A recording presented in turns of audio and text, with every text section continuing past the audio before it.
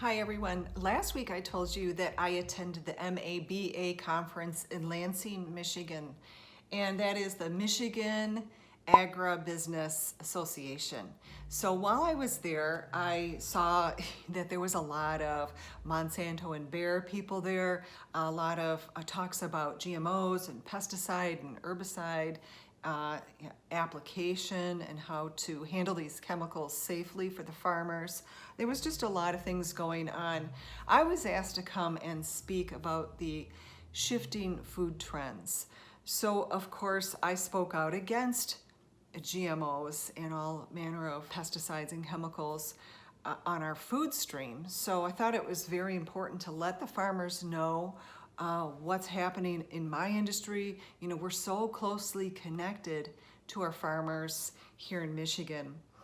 So I told the story of how my husband Dave and I got started 27 years ago, making a few pies out of our home.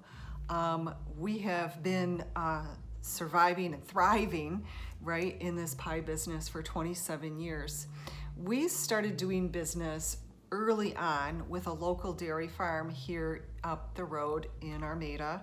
Maybe she has a Romeo address, but it's Crooked Creek Farm Dairy. You know, back in 1993, right away she was advertising and letting people know that she didn't use recombinant bovine growth hormone on her farm.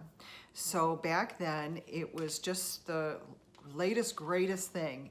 Here the Monsanto salesman came to the dairy farms and told them, hey, guess what? We've got this wonderful steroid. Maybe you can just call it a vitamin, you know, a supplement, but you can get 3-4 times more milk per cow and feed them the same amount of feed. Wouldn't that be great?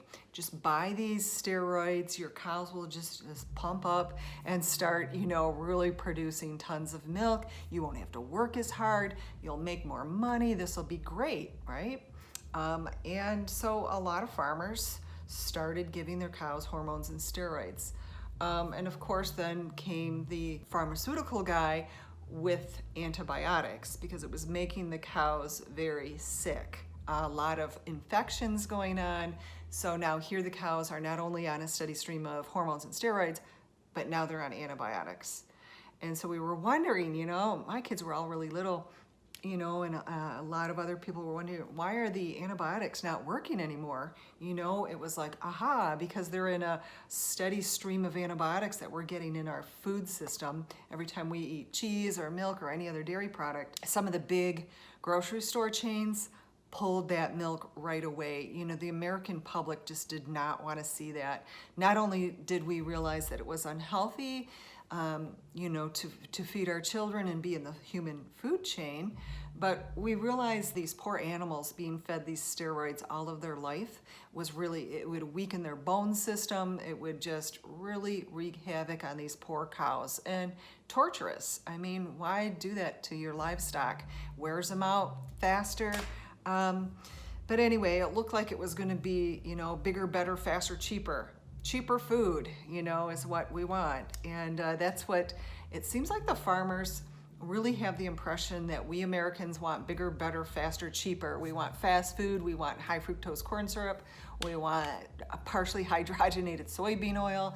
And it just seems like that's kind of, so many farmers think that that's all that they can grow is the GMO corn and GMO soy. It just seems like those two crops are so heavily taxpayer subsidized. A lot of the farmers that I talked to later on just didn't see any other choice but to do what, you know, big pharma is telling them to do, big ag.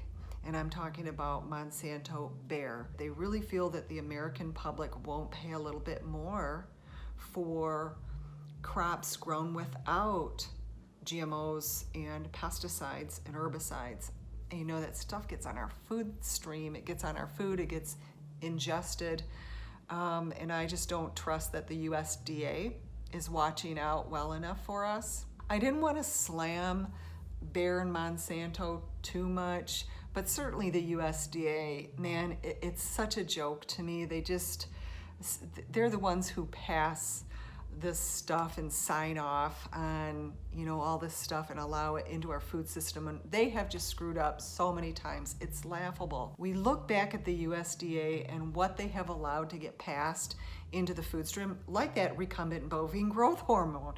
We thought it was good. They told the farmers it was just fine and dandy.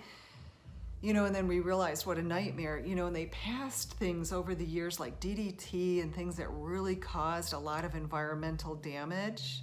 And they're passing Roundup, and now look at the lawsuits, look at the cancer, look at the pollution in our waterways. The farmers in Michigan really, it was a sore spot when I brought up the, pollution in our water and in our air and in our soil.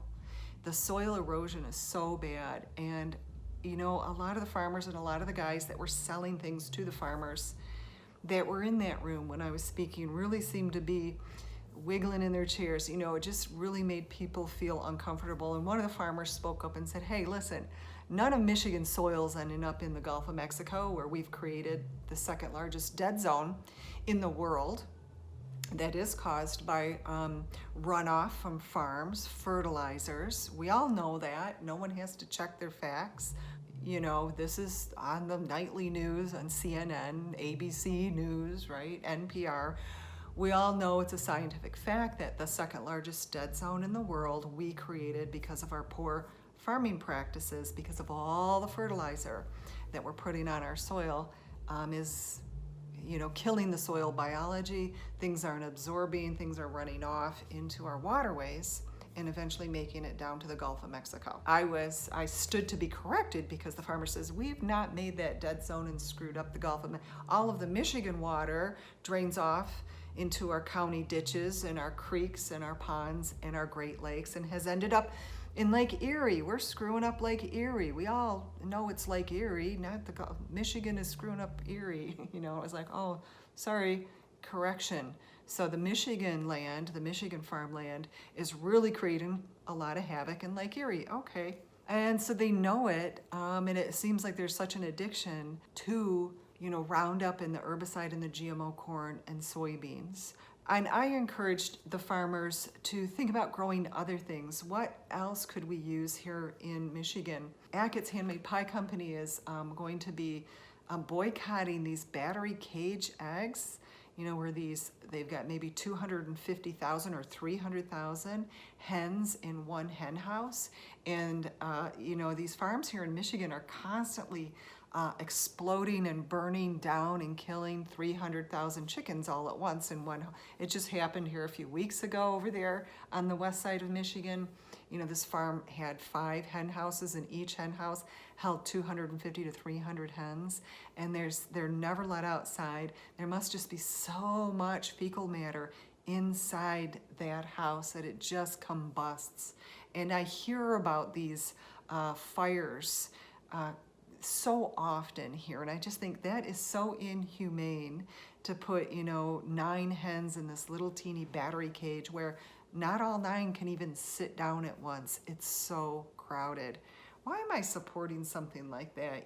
So we're looking for farmers who can humanely raise animals, chicken, beef, eggs, in a humane way, where the animals are out of doors, stretching and, running around and pecking and scratching and doing all the animal things that they're supposed to do, including breathe fresh air and move. They should not be tightly held together, whether they're pigs or cows or chickens. So we just would love to see more farmers transitioning from GMO corn and soybeans and then rotating it with wheat, right, over to doing things where they're building soil, they're creating a healthier soil, they're rejuvenating our soil. I would love to support farmers who are doing that kind of stuff, getting some hooves out there, right, and just getting the right amount of disturbance and then rotating their animals to the next clean, fresh pasture. So another thing that I talked about on another food trend that was happening early on is PHOs, partially hydrogenated vegetable shortening. I always used Crisco when I was making my shortening. or making my pie crust, right? It's solid at room temperature. It's man-made. It is infused with more hydrogen molecules. So that soybean oil that really should be liquid at room temperature all of a sudden becomes solid at room temperature. That's because man has forced more hydrogen molecules into that. And your body doesn't understand what the heck that partially hydrogenated soybean oil is, really. But we were using it and we didn't know any better. So we were selling pies to that wonderful little Merchants of Vino store here in Metro Detroit. Do you remember Merchants of Vino? Eddie and Juliet Jonah owned it, and they had 5 kids, and their children helped them to run the store. So I picked up that account, and I'd love to tell you the story of how I picked up that account. And if you want to know about that, let me know in the comments below. I'd love to share my story. It was a pretty smart business idea that my husband had. Whole Foods came out and bought out Merchants of Vino. We'd been in their store for 2 or 3 years. We were doing a great job. They were selling a lot of pies. And when Whole Foods came into Michigan and bought out Merchants of Vino, they had about 5 stores. They told everybody that was supplying the bakery, listen, you guys, you got to get yourself cleaned up. If you want to stay doing business with us, we're Whole Foods now. We don't want partially hydrogenated oils in any of our foods. So it's like, oh man, what am I going to do? They're like, Wendy, we want you to stay in the company. We want you to stay, filling our pie showcase here. The pies sell well, they do great, but you need to find a different source. You cannot use PHOs. I found another source. They helped me to find another source, actually. And so now I used to be paying $15 for a 50-pound cube of partially hydrogenated soybean oil. Now I'm paying $75 for a 50-pound cube of all natural blend of oils that was solid at room temperature that made a great flaky pie crust. And I think about that $15, for 50 pounds of soybean oil. I mean, how can a farmer afford to even get up in the morning and go out and turn their tractor on for $15 for 50 pounds? And the farmer ain't getting that whole $15 because there's all these middlemen between me and that farmer, right? I mean, and I think the farmer really only gets about 12 cents per every food dollar spent in this country. Farmers do not get paid enough for the responsibilities that they have. Our farmers are responsible for keeping our waterways clean, the air clean, and the soil healthy.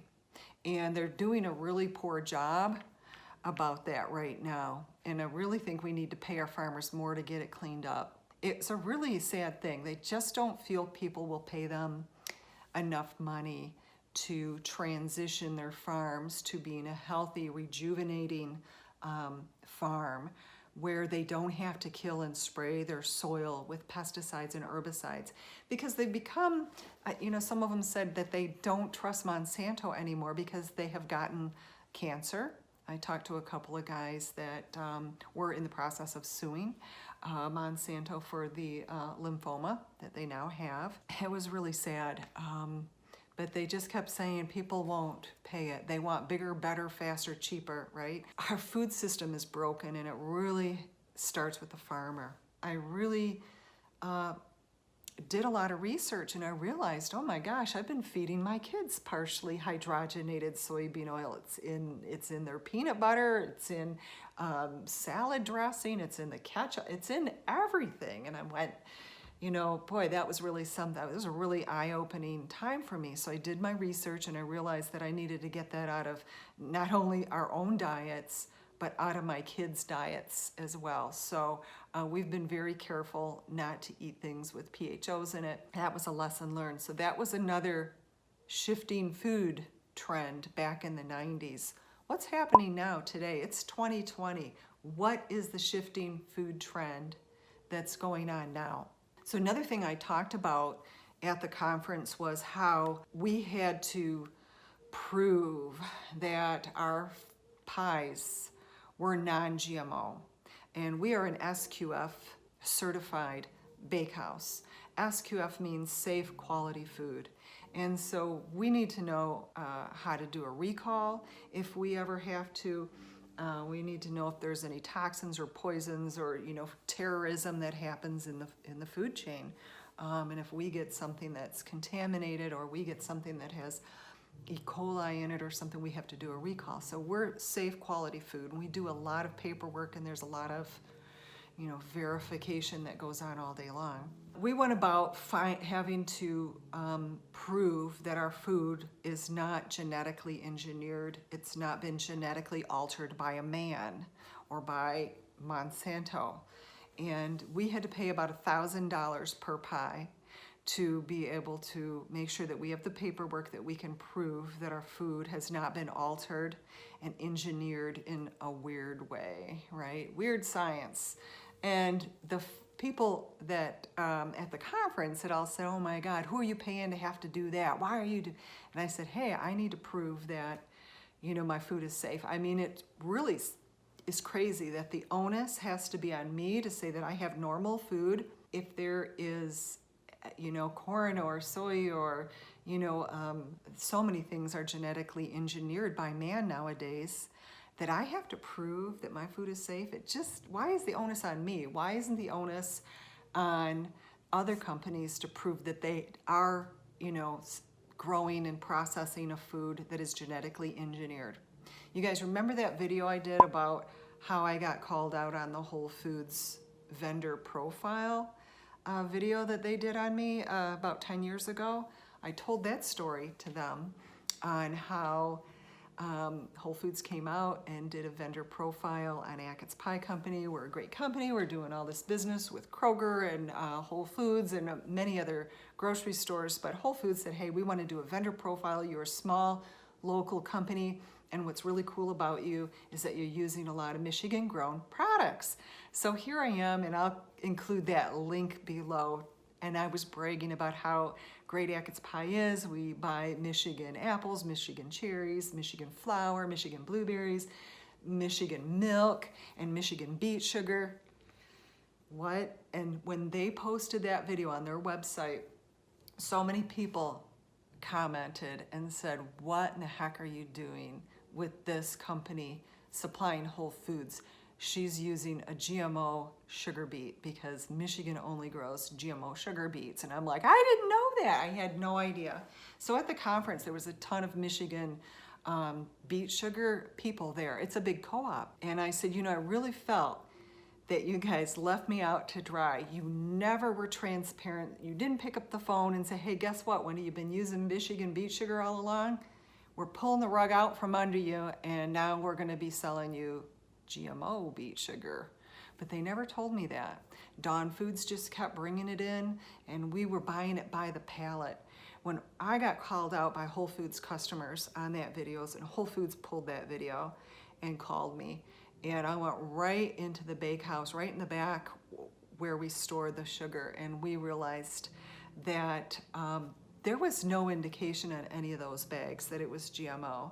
They don't have to call out that it was GMO because the government tells them they don't have to call out. I don't care. I don't trust the USDA. But just because the government tells you you can go ahead and hide something doesn't mean it's right. What was that all about, USDA? Why would you allow GMOs into the food stream without telling anyone?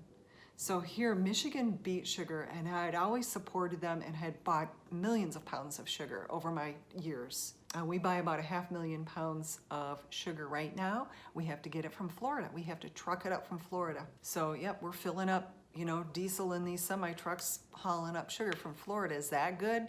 No. One young woman called me out on that, says, oh, well, what are you doing? You're hurting the environment one way or another. You're either gonna buy Michigan beet sugar that's sprayed with glyphosate, that's running into the waters and killing off Lake Erie, and who knows what it's doing to your customers' microbiome in their stomach, or you're gonna fill up tanks with diesel, so you're hurting the environment that way. And she said, ha, and she thought she was pretty smart. And I thought, that's true. I totally agree with you. What are my choices? I don't have very many choices right now.